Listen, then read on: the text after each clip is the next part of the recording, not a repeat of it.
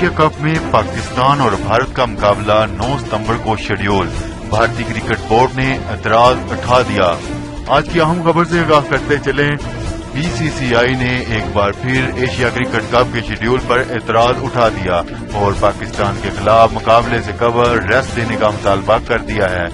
بھارتی میڈیا کے مطابق ایشیا کرکٹ کپ کے شیڈول کے مطابق پاک بھارت میچ 19 ستمبر کو دبئی میں ہوگا اور پاکستان کے خلاف میچ سے قبل ریسٹ ڈے نہ ملنے پر بھارت کو اعتراض ہے، جبکہ بھارتی بورڈ کا موقف ہے کہ پاکستان کو 2 روز کا آرام اور بھارت کو مسلسل 2 میچز دینا بے وقوفی ہے۔ بھارتی ٹیم کے لیے آرام کے برابر مواقع ہونے چاہیے۔ واضح رہے کہ بی سی سی آئی نے شیڈول پر ایک بار پہلے بھی اعتراض اٹھایا تھا، جبکہ ایشیا کپ کا آغاز 15 ستمبر سے دبئی میں سری لنکا بمقابلہ بنگلہ دیش میچ سے ہوگا۔